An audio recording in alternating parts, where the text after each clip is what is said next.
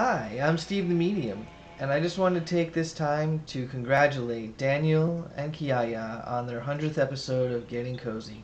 I wish the two of you much more success in the future, and I can't wait to see your future episodes.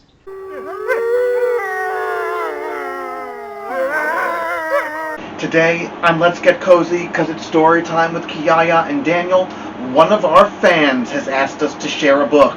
That's right, today, thank you to Rudy Blanco, we will be reading together Alexander and the Terrible, Horrible, No Good, Very Bad Day. So, Kiyaya is ready, so am I. Let's sit back, relax, because it's story time with Kiyaya and Daniel. Stories are such an important part of our lives.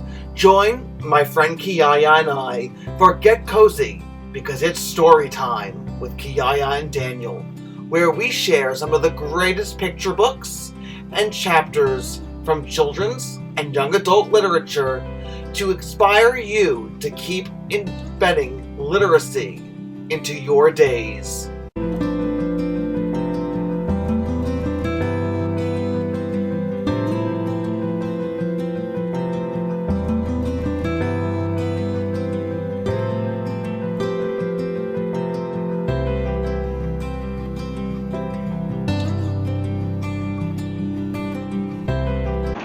I went to sleep with gum in my mouth, and now there's gum in my hair. And when I got out of bed this morning, I tripped on the skateboard, and by mistake, I dropped my sweater in the sink while the water was running. And I could tell that it was going to be a terrible, horrible, no good, very bad day. Have you had days like that, Kiyaya? Me too, more than I want to admit. At breakfast, Anthony found a Corvette Stingray car kit in his breakfast cereal box, and Nick found a junior undercover agent code ring in his breakfast cereal box. But in my breakfast cereal box, all I found was breakfast cereal. I think I'll move to Australia.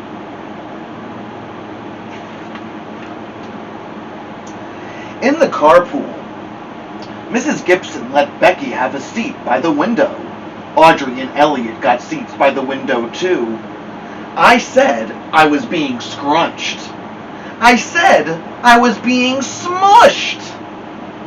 I said if I don't get a seat by the window, I am going to be carsick. No one even answered.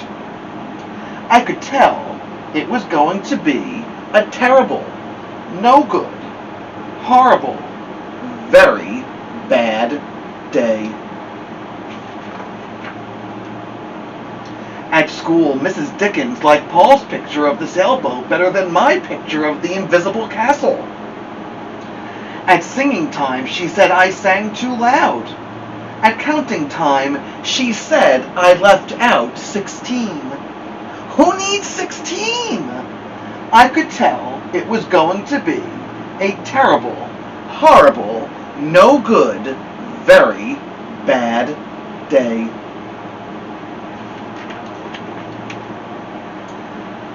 I could tell because Paul said I wasn't his best friend anymore. He said that Philip Parker was his best friend, and that Albert Moyo was his next best friend, and that I was only his third best friend. I hope you sit on a tack, I said to Paul. I hope the next time you get a double-decker strawberry ice cream cone, the ice cream part falls off the cone and lands in Australia.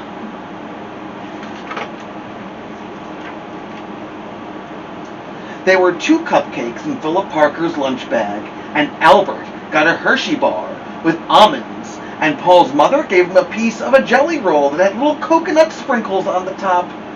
Guess whose mother forgot to put in dessert? It was a horrible, very bad. Yes, it was, Kiyaya. That's what it was, because after school my mom took us all to the dentist, and Dr. Fields found a cavity just in me. Come back next week and I'll fill it, said Dr. Fields. Next week, I said, I'm going to Australia. On the way downstairs, the elevator door closed on my foot. And while we were waiting for my mom to go get the car, Anthony made me fall where it was muddy. And then when I started crying because of the mud, Nick said I was a crybaby. And while I was punching Nick for saying crybaby, my mom came back with the car and scolded me for being muddy and fighting. I am having a terrible, horrible, no good, very bad day, I told everybody. No one even answered. So then, we went to the shoe store to buy some sneakers. Anthony chose white ones with blue stripes. Nick chose red ones with white stripes. I chose blue ones with red stripes. But then the shoe man said, we're all sold out.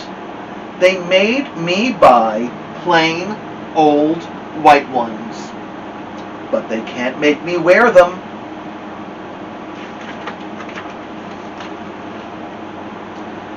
When we picked my dad up in his office, he said I couldn't play with his copying machine, but I forgot. He said to watch out for the books on his desk, and I was careful as could be, except for my elbow. He also said don't fool around with his phone, but I think I called Australia. My dad said, please don't pick him up anymore. It was a horrible, very bad. It certainly was. There were lima beans for dinner, and I hate limas. There was kissing on TV, and I hate kissing. Ugh! My bath was too hot. I got soap in my eyes. My marble went down the drain, and I had to wear my rainbow train pajamas. I hate my railroad train pajamas. When I went to bed, Nick took back the pillow he said I could keep, and the Mickey Mouse nightlight burned out, and I bit my tongue. The cat wants to sleep with Anthony, not with me.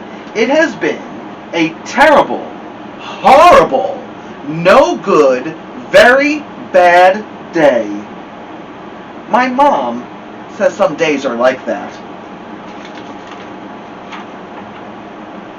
Even in Australia. Alexander and the terrible, horrible, no good, very bad day.